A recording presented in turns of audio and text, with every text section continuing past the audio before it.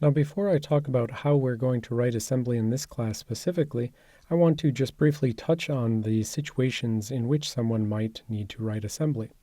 For instance, it's very common when writing firmware, operating systems, or operating system drivers. Just in general, if you're writing privileged code, you will oftentimes be accessing hardware that can only be accessed with special privileged instructions.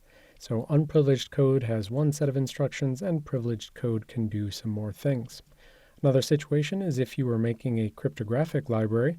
If your hardware had access to cryptographic acceleration instructions, then you would want to use those special purpose instructions.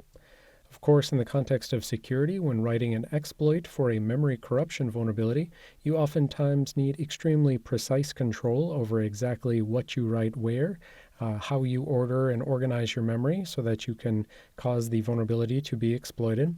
Or maybe you just are writing extremely optimized code and you want full control over the code for optimization purposes. For the purpose of this class, being able to write assembly is a great way for you to learn the assembly language, because that allows you to experiment with and play with things that we haven't necessarily covered in class, or just play with the instructions we have covered in class so that you make sure you truly understand exactly what they're doing. The problem with this, though, is that getting the syntax correct for a given assembler is oftentimes annoying. So I will later on give you a very specific example that you can use to get started in this class. Now, there's going to be two general ways that a programmer might write assembly. The first is standalone assembly, and the second is inline assembly. So for standalone assembly, you write the assembly into a standalone file.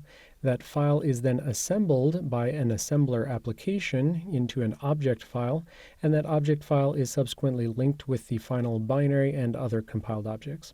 So you may have some C source code. That code is compiled and ultimately creating an object file of its own. And then at the end, the linker will link together all the various object files to create the final executable. One nice thing about using a standalone assembler is that it will often have helpful capabilities and extra syntax sugar, which allows a programmer to write code more easily. A lot of the time, these syntaxes are not exactly what would be valid within the context of the assembly language, but they're more like shortcuts or shorthand that makes it easier for the programmer to write code. An example of this would be, for instance, jumping to a label through some sort of control flow instruction. Intrinsically, the instruction that goes to this location would require calculating some sort of offset. And rather than the programmer having to, look at the code and add up the number of bytes in all the code between the source and the destination and calculate the offset that way, basically the assembler will just handle that for the programmer.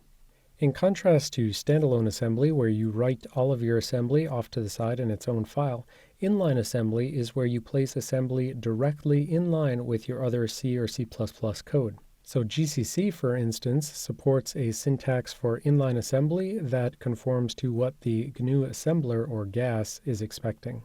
And a final point about writing assembly is that sometimes it's actually beneficial to write raw bytes rather than writing assembly.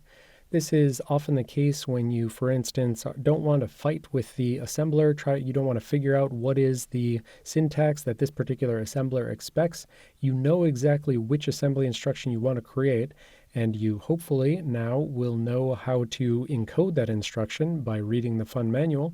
And so you can just do a shortcut around whatever syntax games the assembler is trying to play, and just directly calculate the exact bytes for the instruction you want. In the past, I've found this to be necessary when I'm dealing with rare privileged assembly instructions that have some sort of weird form and I can't figure out how the assembler wants me to write that weird form. I just write the raw bytes and that gives me exactly the instruction I expect. Writing raw bytes is also a good way to confirm that you understand instruction encoding and decoding, because if you write certain bytes based on how you think an instruction could be encoded, and you then go off and look at it in a disassembler or debugger, and you don't see the instruction you expect, that means there's something you don't understand about how the encoding format works, and you need to go back and read the fun manual some more. So now let's go see how we're going to write assembly for this class specifically.